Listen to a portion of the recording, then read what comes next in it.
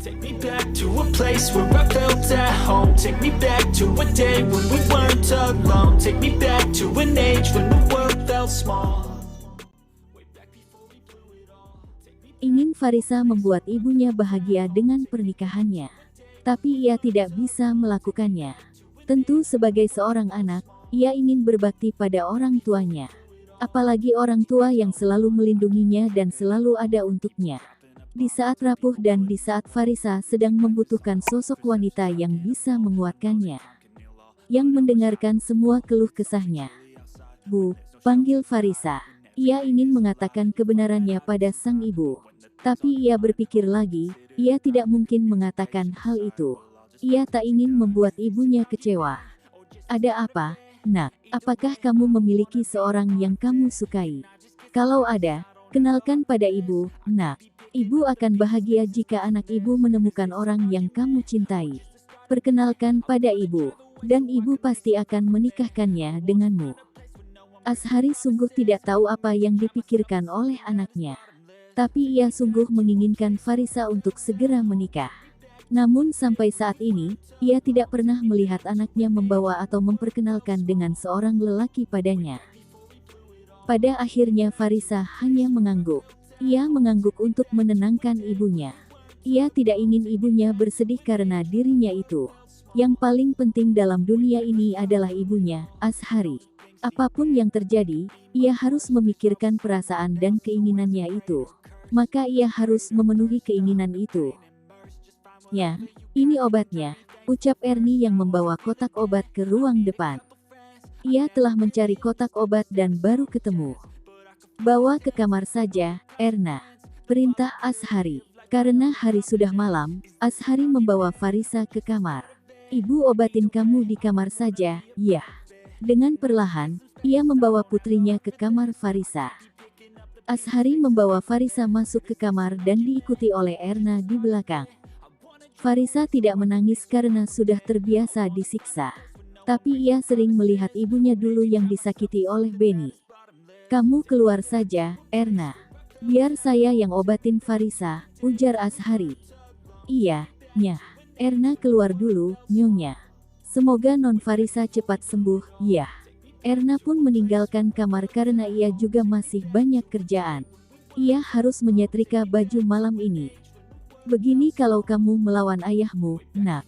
Ibu sudah bilang berkali-kali agar kamu tidak melawan ayahmu. Tapi ya sudahlah, mungkin ayahmu juga capek menjodohkanmu, pungkas Ashari. Besok akan kubawa calon menantu ibu ke rumah, celetuk Farisa tiba-tiba. Setidaknya ini hanya untuk sementara bisa menenangkan Ashari. Benarkah? Kamu punya calon suami? Syukurlah kalau begitu. Ibu tidak menyangka, anak ibu sekarang sudah memiliki calon suami. Beneran kamu bawa calon suamimu, ya? Ungkap Ashari merasa senang. Farisa mengangguk pada Ashari. Walau sebenarnya ia tidak punya calon suami yang diinginkan orang tuanya. Tapi ia sudah mengatakannya pada sang ibu. Ia tidak mungkin bisa terus-terusan seperti ini. Walau dia tidak suka dengan lelaki, sebagai seorang wanita memang harusnya dia sudah menikah dan memiliki anak. Tapi ia juga tidak mungkin bisa terjadi. Ashari sangat senang dengan perkataan Farisa. Ia mengobati luka Farisa dengan tangan yang lembut. Ia mengobati wajah Farisa yang lebam dengan obat yang diberikan ke kapas dan ditempelkan ke wajah Farisa dengan pelan. Sakit? Tanya Ashari. Namun ia hanya melihat Farisa tersenyum padanya. Ashari meneruskan dengan meringis sendiri. Ia sering merasakan itu. Bahkan tadi ia sempat ditendang oleh suaminya. Ibu juga sakit, kan? Si Benny keparat itu memang meresahkan. Mengapa ibu nggak nendang saja dari rumah ini? Bukannya ini semua harta milik kakek, ya? Kenapa dia yang menguasai semua? Farisa tidak habis pikir dengan keluarganya. Bagaimana mungkin pria jahat itu mampu mengintimidasi ibunya sampai tak berdaya? Kalau sebenarnya Ashari bisa menggugat suaminya dan harta yang mereka nikmati adalah peninggalan orang tua Ashari. Kamu jangan seperti itu pada ayahmu, nak. Sini ibu lihat perut kamu. Tadi ibu rasa perutmu juga kena tendangan ayahmu, ungkap Ashari. Ia menyingkap pakaian Farisa dan perut Farisa juga mengalami luka. Farisa sudah kebal dengan semua rasa sakit itu. Ia sudah tidak terlalu sakit saat ini. Ia hanya perlu istirahat semalam, besoknya sudah kembali seperti semula. Maka Farisa yang tidak ingin terus-terusan dikhawatirkan oleh Ashari, hanya bisa diam. "Ashari, kemari dan pijatin aku," teriak Benny dari luar kamar. Suara itu terdengar dari kamar Ashari dan Benny karena berteriak, tentu bisa didengar walau lirih. "Ya sudah, ayahmu sudah memanggil. Kamu sudah terbiasa kena pukul dari ayahmu. Kamu besok jangan lupa bawa calon mantu ke rumah, ya," tandas Ashari. Ia kemudian meninggalkan Farisa. Tinggallah Farisa seorang diri di kamar itu. Ia membuka ponselnya dan menghubungi seorang wanita dengan panggilan video. Ia kemudian melepaskan pakaiannya saat mereka melakukan panggilan video itu. Sementara Ashari masuk ke kamarnya. Rasa sakit di badannya ia tidak memperdulikannya. Walau suaminya hanya pulang sekali dalam sebulan atau berbulan-bulan, dia akan pergi lama dan menemui wanita-wanita yang menjadi langganan Benny. Benny sudah melepaskan pakaiannya dan ingin dipijat oleh sang istri. "Pijatin sini," perintah Benny dengan suara berat. Ashari mengangguk dan mulai memijat suaminya yang sudah 3 bulan tidak ditemuinya. Setiap malam suaminya itu selalu berada di rumah wanita yang berbeda-beda. Hanya karena tubuhnya yang sudah tidak kuat, ia baru ada di rumah menemui istri dan anaknya. "Keras sedikit, kenapa jadi perempuan kamu mijitnya sangat lemah?" bentak Benny. Ia menjambak rambut istrinya karena menganggap tidak becus melayani suami. "Kamu jadi istri memijat saja tidak becus." "Iya, aku akan lebih keras lagi. Maaf, Mas. Aku sedang sakit karena kena tendanganmu tadi," lirih Ashari. "Sakit? Kena tendang sedikit saja ngeluh, kamu. Apa mau aku pukuli dan tendang lagi?" Hah.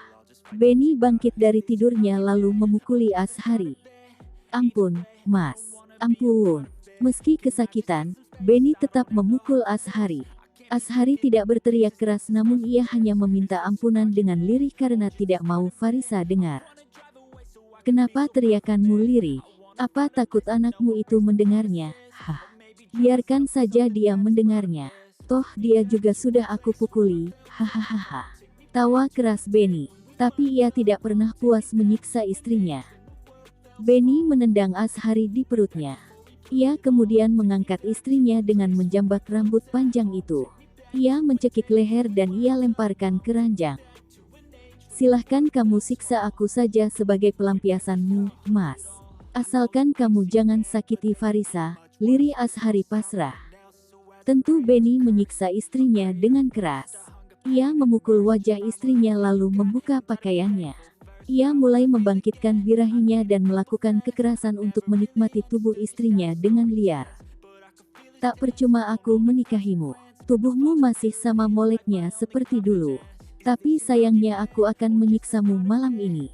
Karena kamu juga sudah lama tidak disentuh olehku, kan?" Plak. Sebuah tamparan keras diterima Ashari di pipinya. Lalu Benny membuka pakaian dalam Ashari dan melakukan kekerasan lainnya. Bahkan ia tidak segan-segan untuk menggigit dada Ashari sampai berdarah. Sesaat tiga, maas. Tentu itu adalah sebuah kesakitan yang selalu ia alami jika sang suami pulang ke rumah. Setelah luka ia dapatkan, Benny pun meninggalkan Ashari agar lukanya sembuh lalu menyiksanya kembali. Where I felt at home, take me back to a day when we weren't alone. Take me back to an age when the world felt small. Way back before